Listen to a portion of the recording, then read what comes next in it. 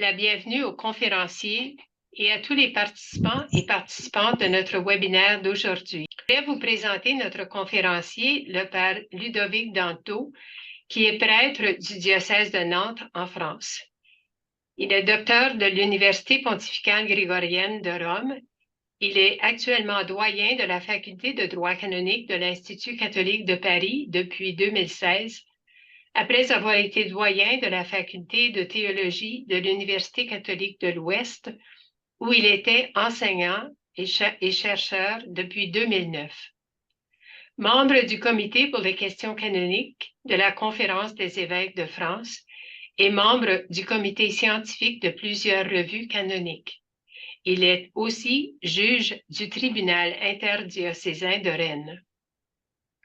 Sur la base de sa vaste expérience dans le domaine sacramental, il présente aujourd'hui le webinaire intitulé « Transsexualisme, transidentité et ordre sacramentel ».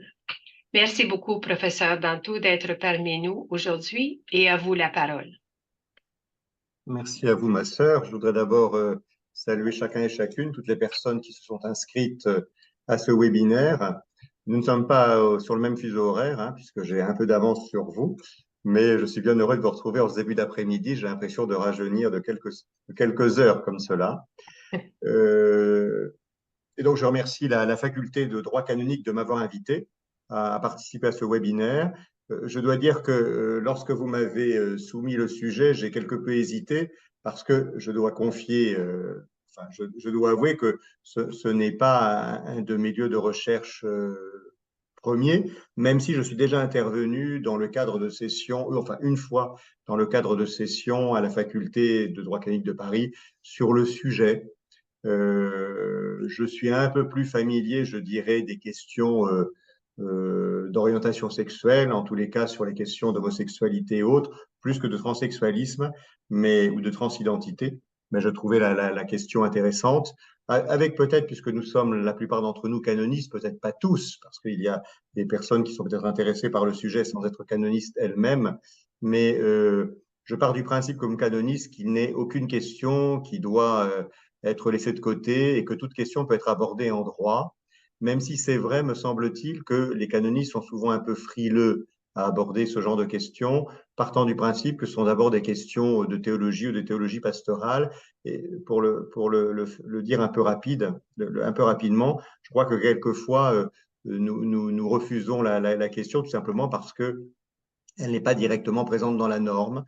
Et pour moi, c'est un appel finalement à la fois au sérieux universitaire et puis au courage peut-être. Je pense que, et ce sera peut-être le fil de mon propos, nous manquons parfois un peu de courage lorsque nous abordons des questions que nous jugeons difficiles ou délicates, en tous les cas des questions qui interrogent le magistère ecclésiastique.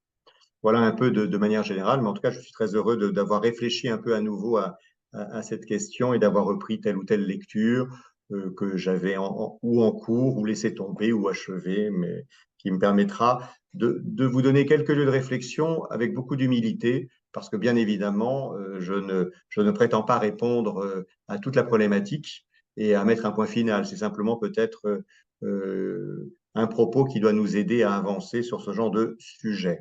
Comme vous le voyez déjà sur la première slide, la première diapositive, j'ai indiqué transsexualisme et transidentité et ordre sacramentel. Alors, je ne sais plus quelle avait été la commande, si le terme de transsexualisme et transidentité apparaissait. Vous le savez, en tous les cas, les termes peuvent être connotés les uns et les autres, hein.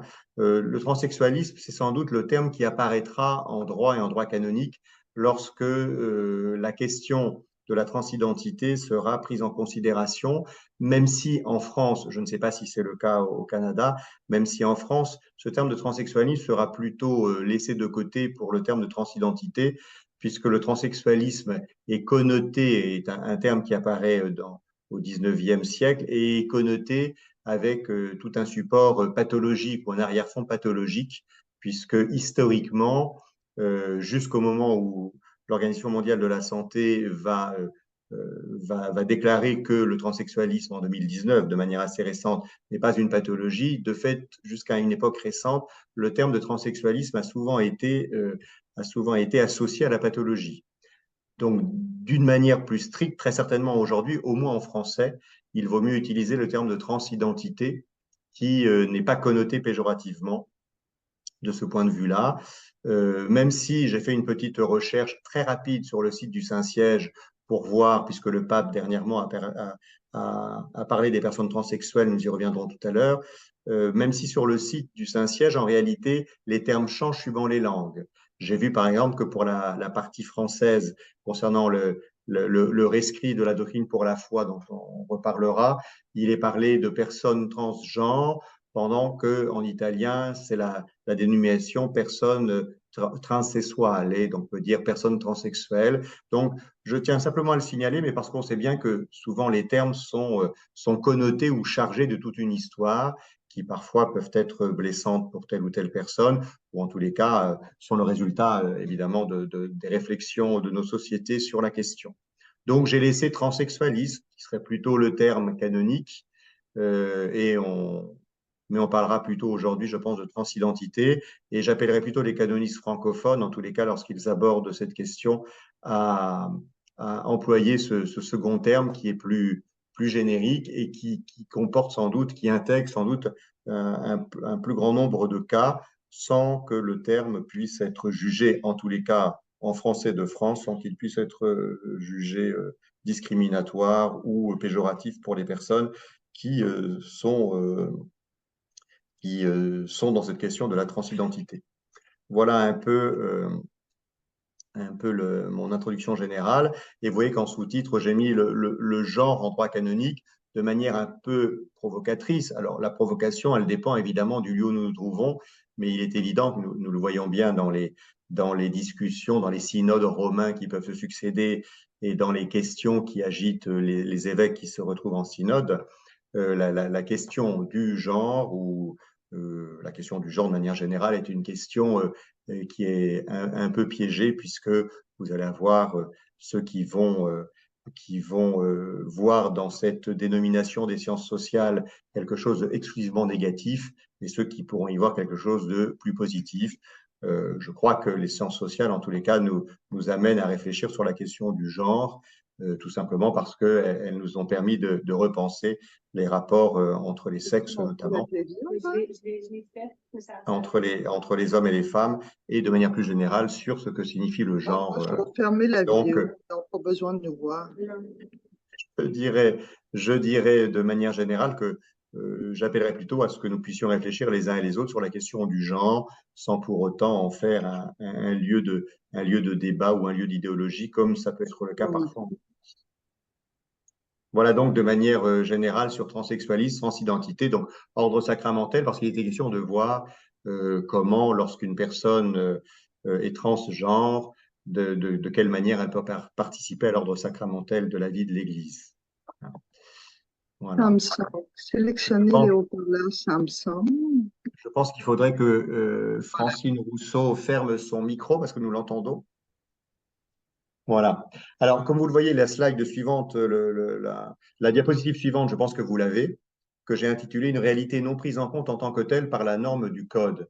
De fait, en tant que telle, la transidentité n'apparaît pas dans le Code de droit canonique. Le Code de droit canonique, comme je l'ai indiqué, si on reprend des concepts plus contemporains, est très hétéronormé d'une certaine manière et avec une polarité très claire entre le masculin et le féminin, et une polarité très claire à partir du sexe biologique. C'est toute la question en réalité que les sciences sociales nous ont amené peut-être à aborder de manière différente, mais qui questionne le théologique, voire le droit canonique. C'est le rapport que l'on peut faire entre le sexe biologique, l'orientation sexuelle et l'identité de genre. J'imagine que ce sont des concepts que les uns et les autres vous connaissez, qui sont très familiers, me semble-t-il, de ce que je peux en lire dans la littérature internationale, qui sont très familiers aux Nord-Américains que vous êtes, qui le sont parfois un peu moins aux Européens que nous sommes, et qui peuvent être très inconnus dans d'autres sphères, dans d'autres continents. En tous les cas, la première constatation qu'on peut faire en droit canonique, c'est que c'est une question qui n'est pas prise en compte en tant que telle dans la norme du Code. Alors, on va voir tout à l'heure que, bien évidemment, un canoniste pourra avoir à connaître des questions de transidentité et des personnes transgenres, et on verra comment, mais c'est vrai que le code lui-même va plutôt se positionner sur le rapport historique entre le rapport homme-femme, l'homme étant celui qui est né avec un sexe masculin et la femme étant celle qui est née avec un sexe féminin ou en tous les cas identifiée telle. Donc je crois que c'est le point de départ évidemment de toute réflexion canonique si on prend la norme comme lieu de réflexion. Alors, je dis ça, si on prend la norme comme lieu de réflexion, il faut bien la prendre en considération. Je dis toujours aux étudiants, et je vous propose cette méthodologie, en quelque sorte, la norme n'est jamais la fin de la discussion, mais toujours le début. On le sait bien en droit canonique, nous ne sommes pas un droit positiviste, donc la norme dit quelque chose, son énoncé dit quelque chose, et bien évidemment le canoniste va aller au-delà de la norme pour essayer de voir ce que la norme ne dit pas, ce qu'elle pourrait dire, ce qu'on oublie ou que parfois on oublie qu'elle aurait pu dire et que finalement l'interprétation a laissé de côté. Donc, si on est bien obligé de partir de la norme et de fait de constater qu'en tant que telle, les personnes transgenres ne sont pas évoquées dans la norme positive et dans le code, cela ne veut pas dire qu'on ne peut pas en parler canoniquement, puisque bien évidemment, le droit va bien au-delà. Si le droit, c'est l'art du juste, le droit va bien au-delà de la question purement normative qui va nous présenter donc un monde, on va dire, d'une certaine manière, dans le code hétéronormé.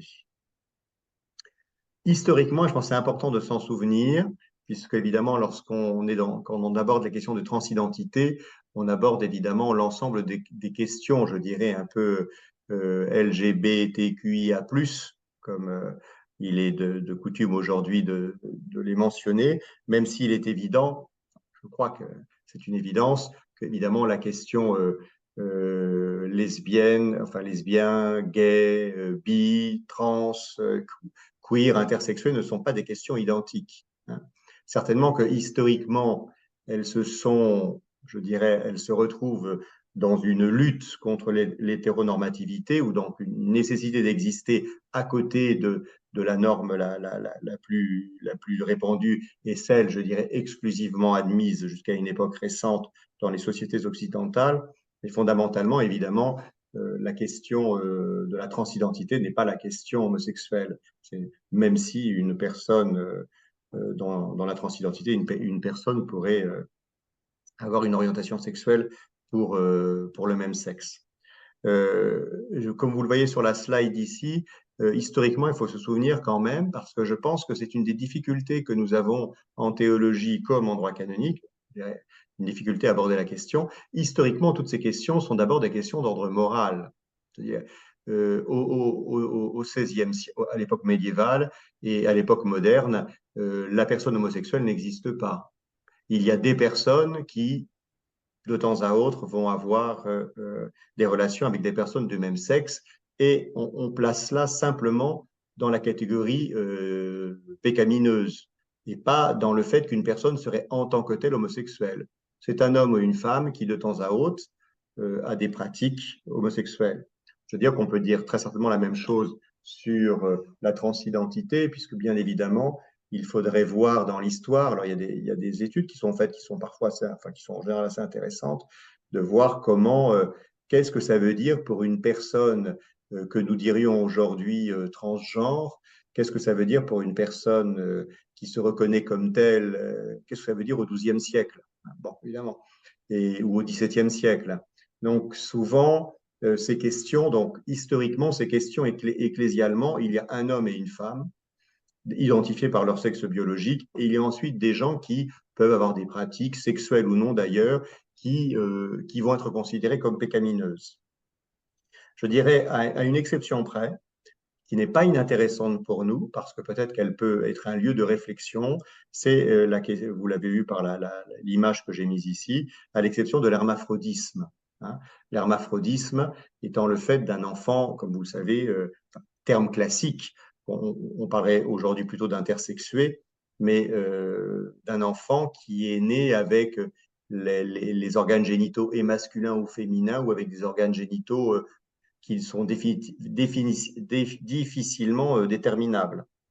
Donc ça, de fait, quand on regarde dans la littérature canonique et ancienne, et on peut même remonter à l'Antiquité, puisque l'hermaphrodisme est très présent dans la pensée antique.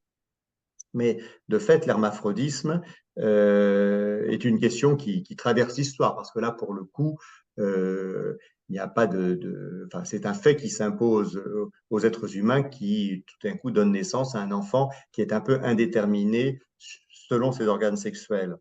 Or, de ce que j'ai lu, je ne suis pas spécialiste de ces époques-là, mais de ce que j'ai lu, et là, on retrouve d'une certaine manière la question de l'hétéronormativité et de la bipolarité des sexes hommes-femmes telle que l'a développée la pensée ecclésiale. Ce que l'on demande bien souvent à ces personnes hermaphrodites dans les siècles passés, c'est d'une certaine manière de choisir un sexe et d'y rester, de se dire homme ou de se dire femme, mais en tous les cas, de ne pas rester dans l'indétermination, comme si évidemment l'indétermination jetait le trouble dans le rapport des sexes entre le masculin et le féminin. Donc ça, c'est assez intéressant parce que finalement, je dirais, je ne sais pas si c'est par analogie un lieu de réflexion, mais finalement, une personne transsexuelle ou une personne transgenre, pour celles en tous les cas qui se reconnaissent, je ne parle pas des personnes dans la transidentité, les personnes qui, je laisse de côté les personnes queer, qui pourraient finalement ne s'identifier à aucun genre masculin ou féminin, ou qui, comme on dit aujourd'hui, dans un genre fluide, estimeraient que d'une époque à l'autre, elles peuvent être hommes et femmes. Mais c'est vrai que dans les dernières décennies, en tous les cas, la question est d'abord, ou la revendication, la demande a d'abord été faite par des personnes qui, nées avec un sexe biologique, homme ou femme, disent dans l'identité de genre appartenir à l'autre genre. Donc, je me dis là qu'il y a peut-être, à partir, historiquement, il faudrait voir si ce que demandait en tous les cas l'Église catholique aux hermaphrodites, à ma connaissance, c'était de choisir un genre. Donc, de fait, on peut dire que dans les personnes transgenres qui désirent, qui font part de leur appartenance à un sexe qui n'est pas le sexe biologique qui a été constaté à la naissance, il y a quelque chose qui s'apparente à ce sujet, enfin, qui s'apparente à cela.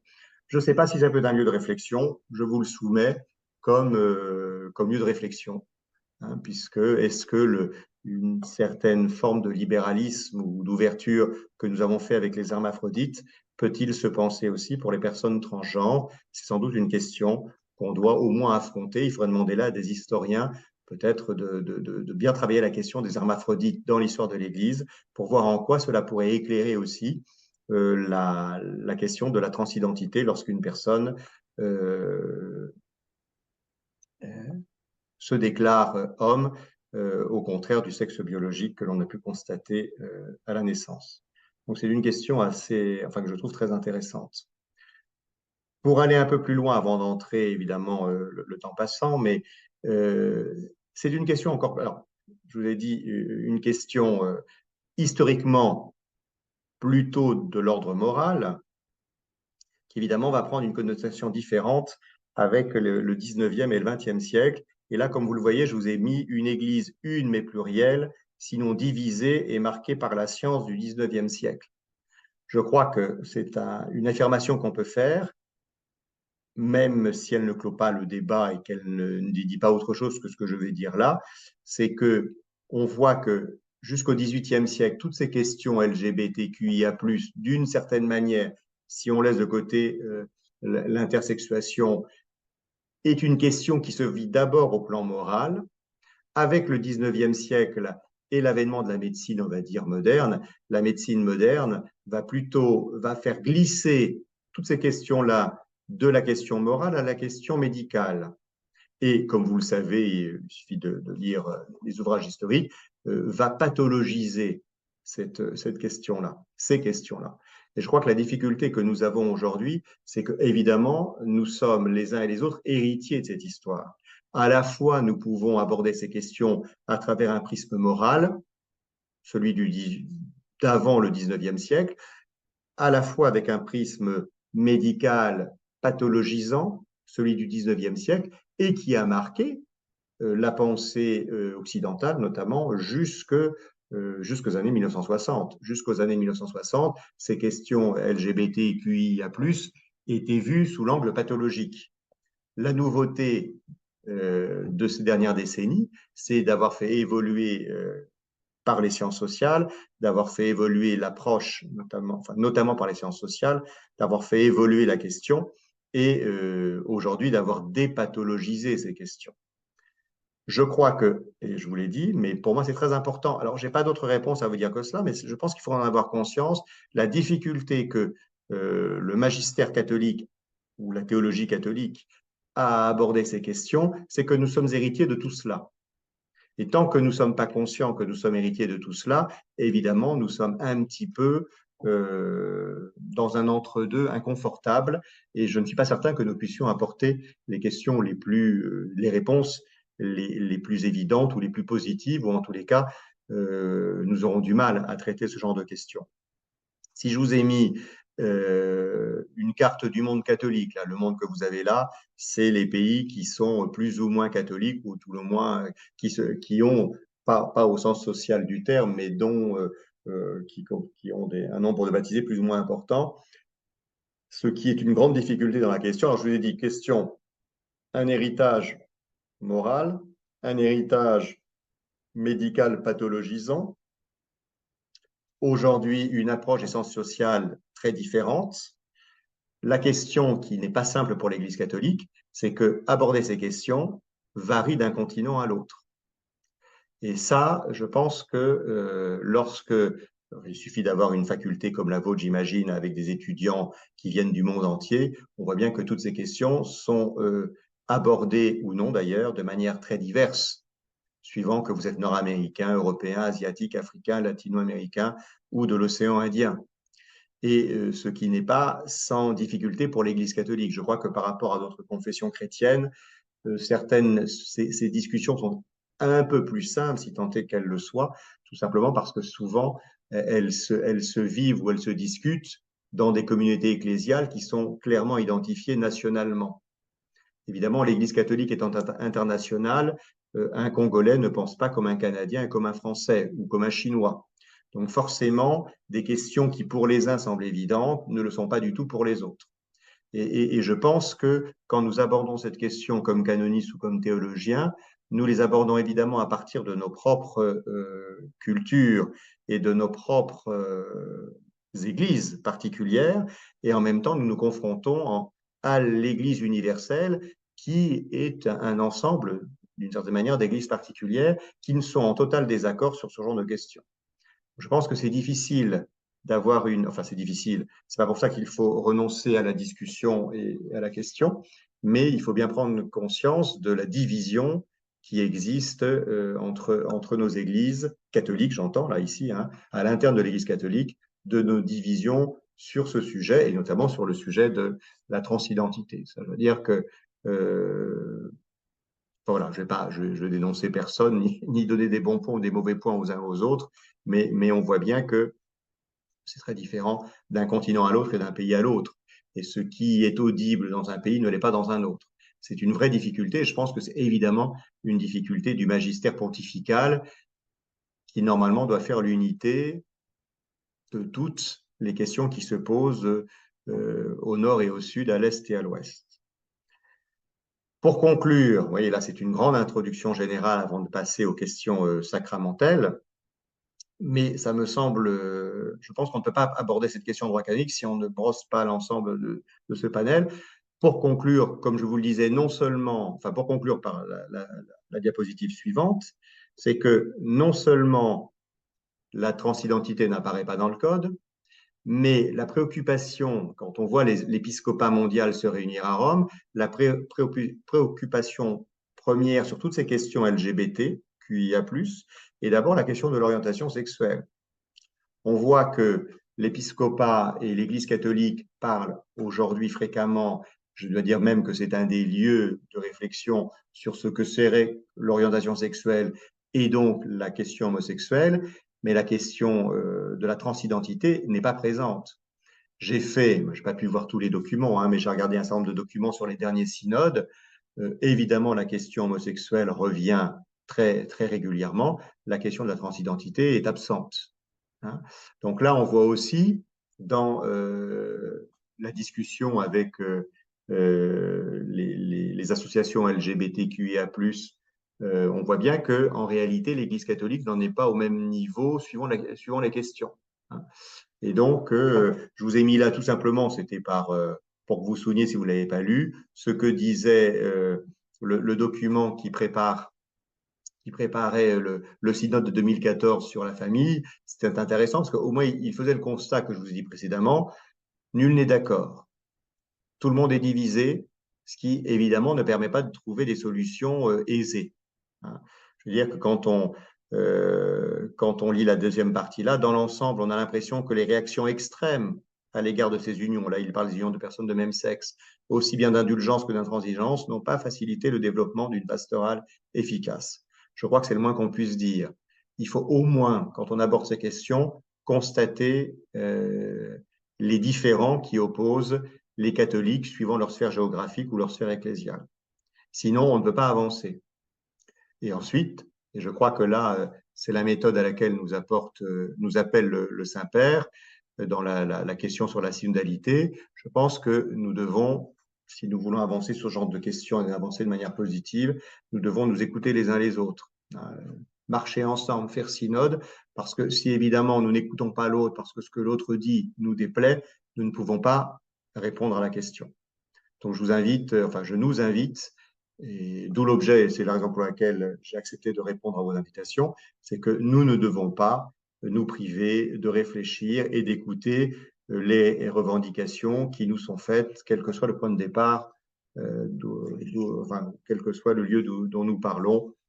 Une demande est faite à l'Église et il est bien évident que si aujourd'hui la demande qui saute aux yeux pour les institutions ecclésiales, c'est la demande liée à l'orientation sexuelle et donc aux personnes homosexuelles, voire bisexuelles, mais la question de la transidentité est une question qui nous taraude tous, plus ou moins, mais suivant les sphères, mais qui est quand même une question récurrente, même si elle apparaît moins. Je veux dire, pour vous donner un exemple, en France, lorsque je suis devenu professeur, enfin enseignant-chercheur il y a 14 ans de cela, c'était une question qui n'apparaissait jamais.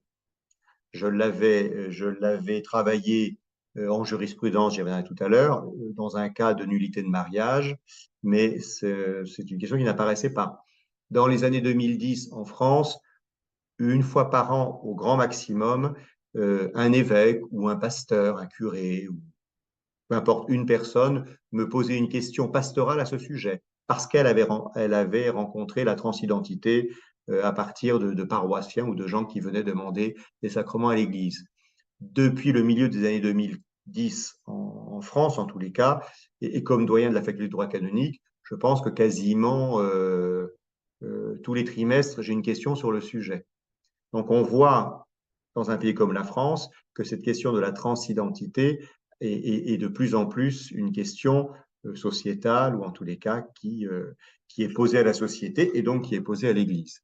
Donc là, alors que la question homosexuelle est posée à l'Église en France au moins depuis les années 90 de manière publique. Je dirais, c'est vraiment et suivant les pays où nous sommes, bien évidemment, les choses divergeront. Donc, comme vous le voyez ici, pas de, comme je vous l'ai dit précédemment, rien dans la norme en tant que telle, directement concernant les personnes liées à la transidentité ou à la question transgenre, mais évidemment, c'est une question qui émerge avec régularité, pastoralement, et quelquefois, le Saint-Siège répond à une question qui lui est posée. On reviendra, comme là, je vous ai donné la date puisque le pape vient d'évoquer la question, tout au moins la doctrine pour la foi, mais quelquefois la question émerge. Bon, on y reviendra. Passons donc maintenant à la question de l'ordre, enfin, transsexualisme, transidentité et ordre sacramentel. Et bien évidemment, se pose immédiatement pour nous la question du baptême. Je dois dire que j'ai toujours été un peu étonné de la réponse que certains catholiques pouvaient faire ou certaines personnes pouvaient faire de l'impossibilité à baptiser une personne transgenre. Et donc ici, j'ai mis le sacrement de baptême, on pourrait dire l'initiation chrétienne. Et je dois dire que c'est ce qui m'a frappé, et ça m'avait jamais frappé comme ça. Il y a 2 ans, j'ai eu un étudiant dans un cours sur la sacramentaire en droit qui me dit une personne transsexuelle peut-elle être baptisée? Alors j'étais un peu étonné de cette question. Je lui ai fait lire le canon 864. C'est pour ça que je vous l'ai mis ici, parce que pour moi, ça a été un moment vraiment très révélateur dans ma réflexion. Et je lui dis, lisez. Alors l'étudiant a lu, hein, tout être humain non encore baptisé, lui seul est capable de recevoir le baptême. Et j'ai vu qu'il ne comprenait pas ce que je lui faisais faire. Et je lui dis, mais enfin, une personne transgenre est-elle un être humain? La réponse a été oui. Et j'ai dit, vous avez votre réponse. Donc ça veut dire qu'une personne transsexuelle ou transgenre, en tous les cas, quel que soit euh, l'état de transition dans lequel elle se trouve, ou le moment dans lequel elle se trouve dans sa transition ou dans sa manière de se présenter, est une personne humaine, bien évidemment. Et en tant que personne humaine, elle peut recevoir le baptême et bien évidemment, elle peut recevoir les sacrements de l'initiation chrétienne, puisque normalement, ça n'a pas de sens d'être baptisé sans être confirmé et d'être confirmé sans recevoir la communion. Je veux dire que lorsque je défendais, vous voyez, alors évidemment, lorsque les rédacteurs du code ont parlé de tout être humain ici, ils n'entendaient certainement pas les questions de transidentité qui étaient complètement absentes, a priori, de leur pensée, puisque ce n'est pas une question qui avait encore émergé, en tous les cas véritablement émergé dans les années 1960, 1970, 1980, même si c'est des questions qu'on commençait à voir de temps à autre sur les chaînes de télévision ou de radio. Mais donc, je me suis rendu compte à partir de la question de cet étudiant et en parlant avec d'autres prêtres ou d'autres croyants que la chose n'était pas évidente. Et je pense que là, nous avons, nous les canonistes, au moins à partir de ce canon, quelque chose à rappeler à chacun, quelle que soit la personne à laquelle nous avons affaire, de notre commune humanité. Et que, bien évidemment, une personne transgenre est appelée comme nous tous à la sainteté. Et que, appelée comme nous tous à la sainteté, elle est appelée au salut. Et que donc, elle peut bien évidemment recevoir le baptême. J'ai défendu cette opinion, je n'ai pas toujours été bien reçu en la défendant. Alors, je dois dire que, vous l'aurez vu, puisque j'imagine que ça aurait été relayé dans la presse au Canada, que c'est l'objet d'une des réponses qui a été faite par la Doctrine pour la foi le 1er novembre 2023. Peut-on baptiser une personne transgenre ou transsexuelle, d'ailleurs, c'est le terme employé, transsexual et en italien, et la réponse est positive. Je pense que ça, c'est pour moi capital. Il me semble que dans ces questions, qui touchent, en tous les cas en France, je ne sais pas comment c'est dans d'autres sphères de l'Église, et donc je vous renvoie chacun à votre propre expérience nationale ou ethnique, si je puis dire, si je peux employer ce terme-là, mais il me semble qu'en France, on a trop essentialisé les choses. C'est-à-dire que avant de voir une personne, on voit une personne homosexuelle. Avant de voir une personne, on voit une personne transgenre. Avant de savoir quelle est l'orientation sexuelle d'une personne ou quelle est son identité de genre, eh bien, on a d'abord une personne humaine. Et donc, il me semble que c'est à partir de cette question qu'on peut résoudre un certain nombre de questions canoniques. Là, vous avez vu sur la slide, j'ai mis le troisième sexe. Je dirais c'est plus pour faire droit ici aux questions liées aux personnes qui ne se reconnaissent ni homme ni femme, hein, et qui seraient indifférenciées et qui le revendiquent comme tel. Je veux dire qu'est une nouveauté d'une certaine manière, parce que lorsque j'étais jeune homme, ou même enfant, hein, mais lorsque j'étais jeune homme, lorsqu'on commençait à parler des personnes transsexuelles, les seules choses dont nous entendions parler, c'était un homme qui veut qui se dit femme et qui donc opère une transition, ou une femme qui se dit homme et qui donc opère une transition. Il n'y avait pas, de mon temps en tous les cas, lorsque j'étais jeune, en tous les cas, si ça existait, personne n'en parlait. Il n'y avait pas cette question de personnes qui ne se revendiquent ni homme ni femme. Et c'est pour ça qu'ici, j'ai parlé de troisième sexe, qui est une question dans la question. Donc, pour moi, il est clair et net, et la réponse du Saint-Siège m'a conforté dans cet aspect-là, mais que, évidemment, la réception notre humanité commune transcende toutes les questions concernant la réception des sacrements de l'initiation chrétienne. parce que le salut, il est pour tous. Et il est donc pour toute personne, quelle que soit son identité de genre et son orientation sexuelle, en dehors de l'hétéronormativité, je dirais, partagée par l'immense majorité ou la grande majorité des êtres humains que nous connaissons. Donc, je dirais aujourd'hui, la question théologico-canonique demeure pour le magistère ecclésiastique le rapport entre sexe biologique et identité de genre, ce qui détermine la question matrimoniale et la question de l'appel aux ordres, ou en partie.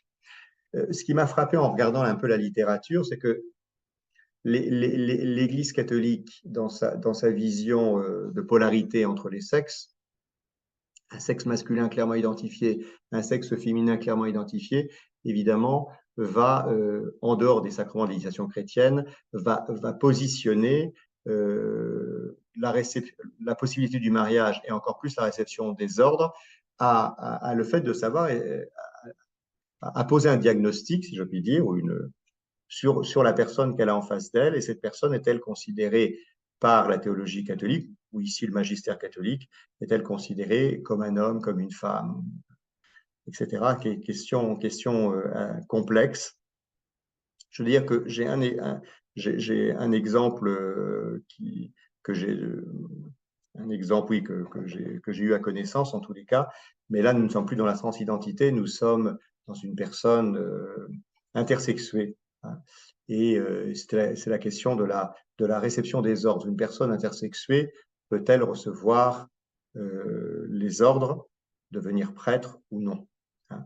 Et la réponse que j'ai pu consulter, qui a été faite par les instances romaines, évidemment, se fonde sur le génotype, de savoir est-ce que nous avons affaire à une personne XY ou à une personne XX. Alors, bien évidemment, sur cette question-là, se reposera la question de la transidentité, puisque l'homme trans conservera un génotype XY, et donc toute la question est là. Je ne suis pas certain que la théologie et le droit canonique ait aujourd'hui une réponse directe. En tous les cas, il nous faut très certainement avoir recours aux sciences sociales et à ce que le monde, à ce que la science peut dire sur ce genre de questions pour aller un peu plus loin. Mais en ce qui concerne les ordres, en tout cas, il est très clair aujourd'hui qu'en ce qui concerne les ordres, l'Église catholique attendra d'avoir une personne dont le génotype est un XY et non pas un XX. Même si ce n'est pas sans poser un certain nombre de questions. On a vu en Italie, il y a quelques années de cela, un prêtre catholique qui a opéré une transition et qui donc aujourd'hui est une femme, et donc évidemment qui a été sanctionnée par son ordinaire et qui n'est plus prêtre aujourd'hui. En tous les cas, qui reste bien un XY, bien que devenue femme. Donc, c'est quand même des questions pas inintéressantes. Ça repose la question de ce que c'est que la masculinité, de ce que c'est que la féminité et du rapport entre le biologique et l'identité de genre. Je pense que nous avons besoin d'affiner notre discours. Le discours est, de mon point de vue, parfois un peu trop binaire, parce que les choses sont un peu plus complexes dans la réalité. En tous les cas, alors pour le mariage, les choses sont un peu différentes, puisque les personnes, dans le cas de la transidentité, en tous les cas, une partie des personnes ne pourront, enfin, la question se posera de la consommation du mariage. Évidemment, si les personnes ne peuvent pas consommer le mariage ne peut pas être célébré. Mais bien évidemment, cela concerne de toute façon aussi bien les personnes hétéronormées ou en tous les cas les personnes dont l'identité de genre rejoint le sexe biologique et qui ne peuvent pas accomplir l'acte conjugal. Le mariage est dans ce cadre-là, il y a un empêchement. Donc on peut dire qu'une partie des personnes, en tous les cas, si la question devait se poser, une partie des personnes qui sont dans la transidentité se retrouvent dans ce cadre de l'impuissance suivant le canon 1084. Et vous savez, il y a toute une discussion. Habituellement, l'empêchement d'impuissance est reconnu comme un empêchement de droit divin, même si un certain nombre de canonistes contestent cela. Bon, il y aura peut-être des questions, on pourra y revenir, mais c'est des questions que je... Si vous voulez, les questions sur le papier, elles sont assez claires, mais dès qu'on rentre dans le concret, elles sont un peu plus complexes. Et elles ne sont pas si simples que cela. Les principes sont assez clairs du point de vue du magistère catholique. L'application est parfois un peu plus au cas par cas et n'est pas toujours très, très évidente. Donc je dirais que les théologiens et les canonistes aujourd'hui se trouvent entre le magistère et les sciences sociales et que très certainement nous avons besoin sur un certain nombre de questions. Je ne sais pas ce vers quoi nous pouvons aller, mais nous avons un certain nombre de questions que nous pouvons certainement retravailler en ayant recours aux sciences sociales et aux questions aujourd'hui que la science peut nous poser sur nos propres affirmations. Je vous renvoie ici, en tous les cas, à Veritatis Gaudium, qui est la Constitution sur les facultés ecclésiastiques, qui nous rappelle que nous ne pouvons pas penser la théologie, le droit canonique et la philosophie, les disciplines classiques, sans rentrer en dialogue et en interdisciplinarité ou en transdisciplinarité et en réseau avec les autres. Donc je crois que bien évidemment, aujourd'hui, toutes les questions qui nous sont posées par les sciences sociales, eh bien, doivent nous aider à nous reposer la question, parce que il y a un ensemble de questions de réponses en tous les cas qui semblent claires dans leur énoncé, mais qui, de mon point de vue, restent insatisfaisantes néanmoins. On peut dire aussi dans le dernier motu proprio du Saint-Père sur l'Académie pontificale de théologie, Ad Theologiam Promovendam, qui est du mois de novembre. Là encore, le Saint-Père nous appelle à refaire de la théologie et j'irai donc du droit canonique de manière entièrement renouvelée. Et je pense que de toute façon, ces questions nous amènent à penser nos réponses de manière renouvelée. Ça ne veut pas dire que les réponses changeront du tout au tout. Je ne suis pas devin, mais je pense qu'un certain nombre de nos réponses aujourd'hui ne sont pas assez fines et n'ont que l'apparence d'une certaine rationalité. Elles ont une rationalité propre, mais je ne pense pas qu'elles permettent de répondre complètement aux questions pastorales que nous avons et à l'accompagnement des personnes transgenres. Je dois dire qu'en droit canonique, il y a peut-être un lieu à partir duquel nous pourrions penser ou repenser la place des personnes transgenres dans l'ordre ecclésial. C'est évidemment la question des droits fondamentaux, qui est une question complexe, mais qui n'a peut-être pas été assez bien travaillée.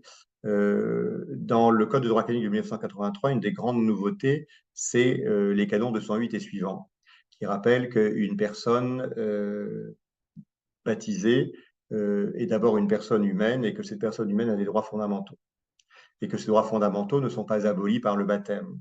Donc peut-être qu'en droit canonique, nous pouvons penser l'accompagnement pastoral et l'accueil des personnes transgenres à partir des droits fondamentaux liés à l'humanité de chacun d'entre nous.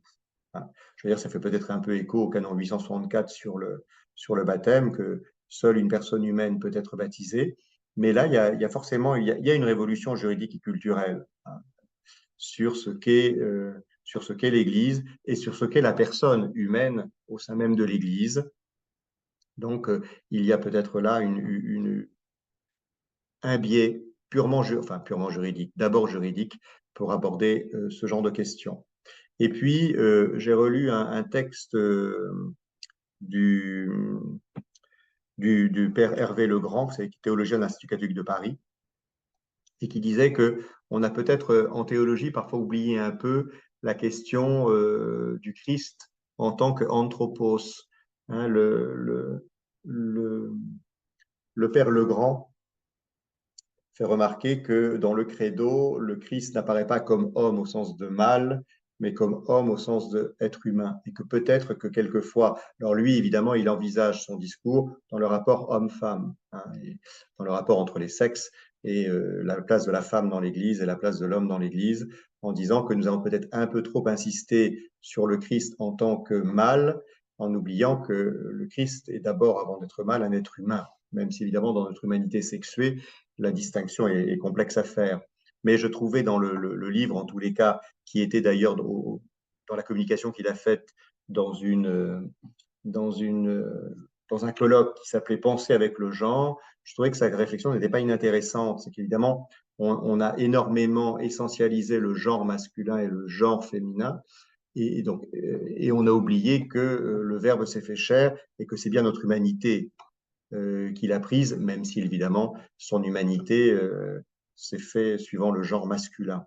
Donc je me dis que peut-être, si nous voulons en tous les cas repenser la question et donner leur place aux personnes transgenres dans nos communautés paroissiales et dans nos communautés croyantes, il est bon très certainement de réaborder ce genre de questions à partir des droits fondamentaux des personnes, canon 208 et suivant, et à partir de l'humanité du Christ, qui avant d'être homme est d'abord l'humanité du Christ.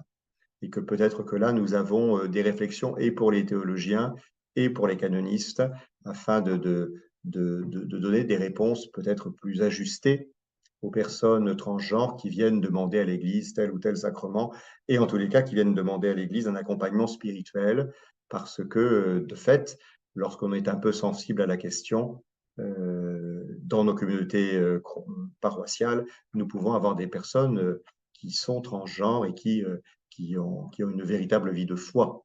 Et donc, nous ne pouvons pas nous contenter simplement d'en rester à une vision binaire des choses, mais très certainement à approfondir la question théologique et la question canonique pour mieux répondre à leurs demandes. Voilà, je crois que j'ai à peu près dit ce que je voulais dire. Vous voyez, c'est bien modeste. Hein. C'est bien modeste, mais j'espère que ça vous aura donné au moins quelques pistes de réflexion.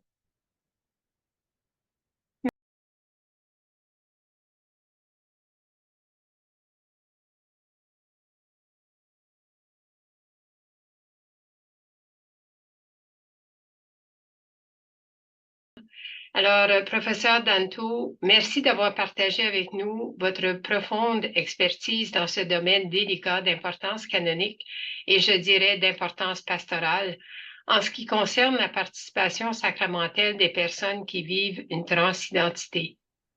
Vos idées nous ont aidés à mieux comprendre les différentes perspectives sur leur relation avec l'Église et comment la communauté ecclésiale peut les accueillir, puisque, comme dit le pape François, tous peuvent participer de quelque manière à la vie ecclésiale, tous peuvent faire partie de la communauté et même les portes des sacrements ne devraient pas se fermer pour n'importe quelle raison. Evangelii Gaudium numéro 27. Merci beaucoup et que Dieu continue de vous bénir dans toutes vos entreprises canoniques, académiques et pastorales.